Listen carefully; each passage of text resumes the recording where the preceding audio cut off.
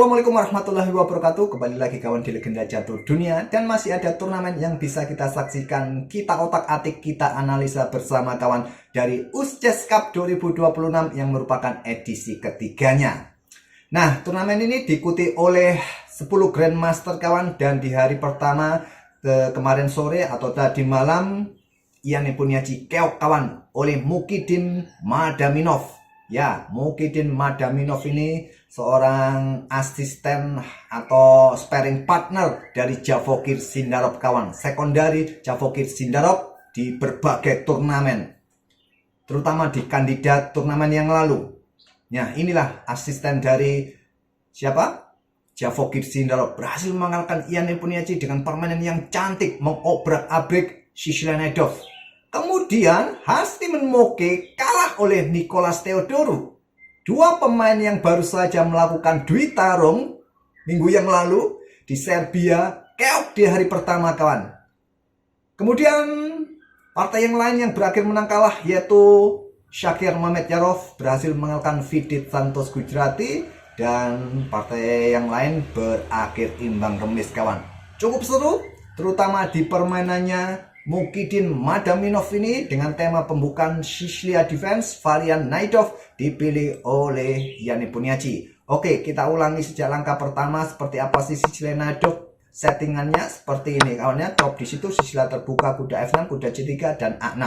Ini adalah Sicilia Naidov, varian dari Sicilia yang paling banyak dimainkan. Sekali lagi, yang paling banyak dimainkan. Nah, sering saya sebutkan bahwa untuk menghadapi Sicilia Naidov hitam ini kawan, 4 langkah paling populer adalah keluarkan gajah-gajah ini. Ya, pilihan paling banyak gajah G5, opsi keduanya gajah gelap tetap dikeluarkan ke E3. Ini adalah varian English Attack atau gajah C4 atau gajah ke E2. Nah, di Norwegian beberapa hari yang lalu kita dapat permainannya Magnus Carlsen yang pegang hitam dan Pragnananda pegang putih kawan. Prak memilih varian pion H4 yang sangat-sangat jarang dimainkan oleh putih, dan Prak berhasil mengalahkan Magnus Carlsen 2 kali pula di Norwegian. Tapi di sini kawan, kita dapat langkah yang lain yang cukup seru juga dengan A4. Nah, A4 ini jauh lebih banyak dimainkan ketimbang H4 yang dipilih oleh Pragnananda kawan. Ya, sekitar 2000-an game masih memainkan pion A4 ini dari Mukhiddin Madaminov. Nah, saat bermain di Sicilia, kalau putih bermain dengan pion-pion sayap atau pergerakan buah selain gajah-gajah kawan ya, kebanyakan di posisi ini hitam akan melanjutkan counter petak pusat dengan pion E5. Seringkali kita lihat, seringkali, pasti kalian juga mengamatinya. Ini juga langkah terbaiknya. Ya, pion E5, langkah yang paling banyak harusnya dimainkan oleh hitam, dan kuda tarik mundur ke F3, tidak lagi ke petak B3 kawan. Karena pion A sudah didorong, dia akan kembali ke F3. Setelah gajah E7, ada gajah G5, gajah E6, gajah caplok kuda F6, gajah pukul gajah F6, kuda D5, kuda D7, gajah C4. Settingannya biasanya seperti ini. Tapi Ian Nepo memilih dengan pion H6. Tidak ingin ada gangguan gajah di situ.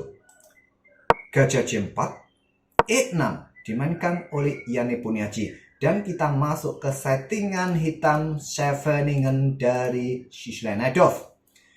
Settingan Scheveningen ini sangat populer di era atau ya medio tahun 1950 sampai 70-an kawan. Tahun 990-an mulai berkurang pemain yang memainkan settingan seperti ini.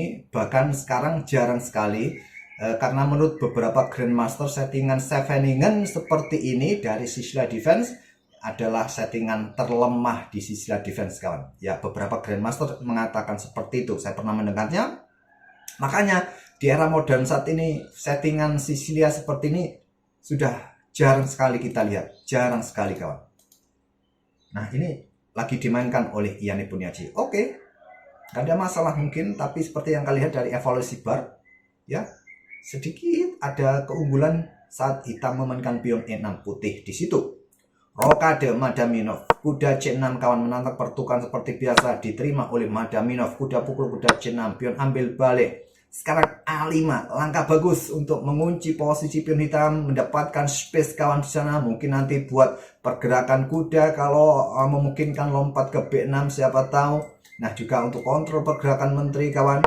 Di sini ada gajah E7, gajah F4, lanjut Madaminov di sana. Di sini ada D5, gajah mundur D3 saja. Selanjutnya C5, ingin mendesak posisi gajah terang kawan, dan Madaminov buka diagonal buat gajahnya dengan pion E pukul pion D5. Pion E yang ambil balik pion D5.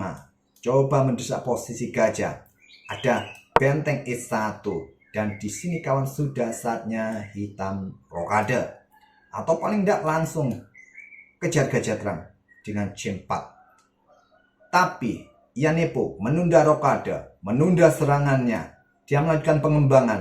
Cukup terlihat logis juga untuk blokade diagonal ini, maksudnya lajur E yang sudah terbuka penuh kawan. Tapi di sini ada yang terlewatkan oleh Yanepo Niachi kawan, yaitu menteri ke D2. Bukan ini yang terlewatkan di sini kawan. Madaminov nggak berani ambil gajah ini. Pasti sudah dipertimbangkan karena di sini Madaminov berpikir kurang lebih panjang, dia berpikir 15 menit kawan. Pastinya sudah dipertimbangkan. Pengorbanan ini pasti sudah dipertimbangkan, cuma dia nggak berani ambil. Tapi menurut engine ini langkah kuat untuk membuka akses buat gajah terang ini kawan. Luncur ke G6, cek. Nah, paling bagus raja ini ke D7 ya. Nanti di follow dengan pion B4. Mungkin jalur inilah yang diragukan oleh siapa? Madaminov. Mungkin kalau raja ini bergerak ke F8 mungkin dia berani. Tapi yang ditakutkan ya tadi raja ke D7 kawan. Ini jauh lebih kuat buat hitam kalau ke D7. Ya gajah bisa tarik mundur ke D2 di sana atau menteri ke E2 kawan. Coba perhatikan ini juga ya cukup meragukan buat kita ya. Lanjut menteri D2 saja, lanjut Madaminov sepertinya ingin melakukan pengorbanan di sana kawan nanti ya. Rokade dan langsung luncurkan gajah ambil pion H6. Bus. Kotak? Oh, enggak. Di sini C4 kawan. Kalau gajah ini diterima bahaya sekali, bahaya sekali. Menteri ambil balik dan benteng ini siap diangkat kawan ke E5, ke E3. Ancamannya sangat serius di sana. Anggap ada gajah di sana untuk kontrol petak-petak gelap ini kawan. Maka bisa berlanjut tetap dengan benteng di situ ya. Nah, sangat berbahaya. Karena nanti juga bisa dengan benteng A4 ini juga bagus. Ada ide untuk eliminasi pion dulu ya. Diikuti benteng ke A4 sangat-sangat bahaya. Sudah saya otak-atik semua jalur, sangat-sangat berbahaya. Gak ada keuntungan buat hitam ambil gajah ini sekarang. Jadi C4 dimainkan. Madaminov melanjutkan ambil pion G7. Pion ambil gajah D3. Gajah ambil benteng F8. Gajah yang ambil balik untuk membantu pertahanan menutup serangan lajur G kawan. Menteri ambil pion D3. Gajah G7. Lanjut Yanepo Niachi. Sekarang benteng A4 siap mendukung menteri kawan nanti di lajur H. Siapa tahu. Nah di sini menteri C7. H3 tahan diri buka ruang kontrol petak G4. Dan engine menyarankan menteri B7 ataupun menteri B8 untuk menyerang pion di sini kawan. Memilih dengan benteng B8 meninggalkan pionnya. Menteri ambil pion A6. Lanjut Madaminov.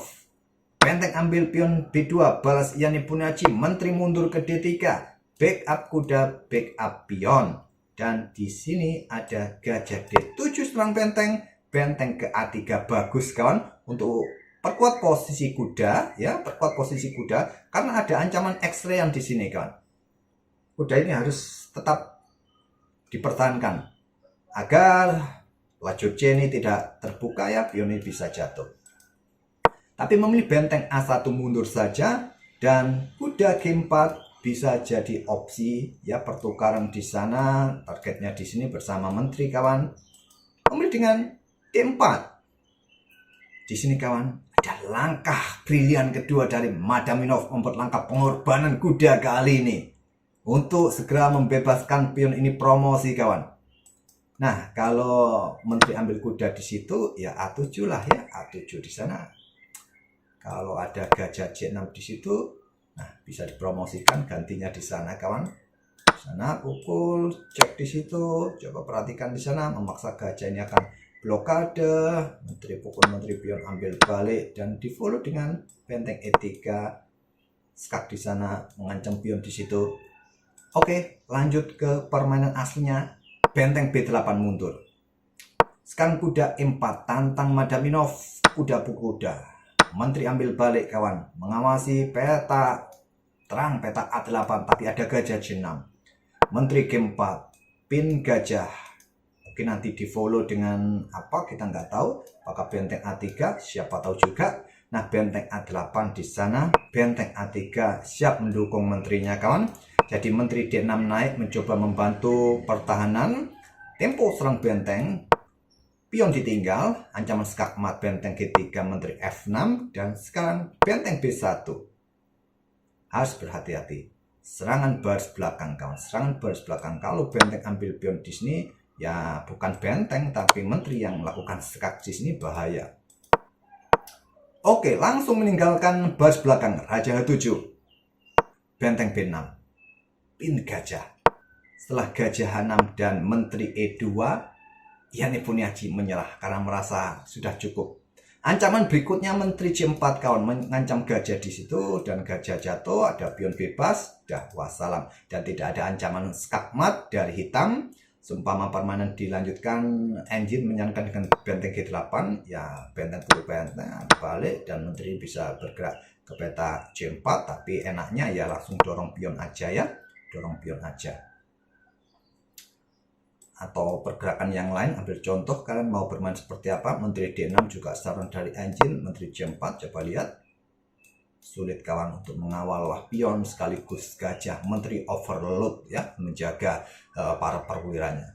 Oke, permainan yang cantik dari asisten atau sparring partner dari Javokin Sinarov, Madaminov menghajar Yani Puniaji. Semoga bisa jadi bahan referensi kalian kawan kalau bosan memilih dengan gajah-gajah keluar menghadapi Sicilian Naidok, ya kalian bisa coba langkah Madaminov dengan pion A4 atau langkah dari Pragnananda pion H4 kawan, supaya permainan lebih menarik lagi. Oke, terima kasih, jangan lupa tinggalkan jejak, like, comment, serta subscribe. Wassalamualaikum warahmatullahi wabarakatuh.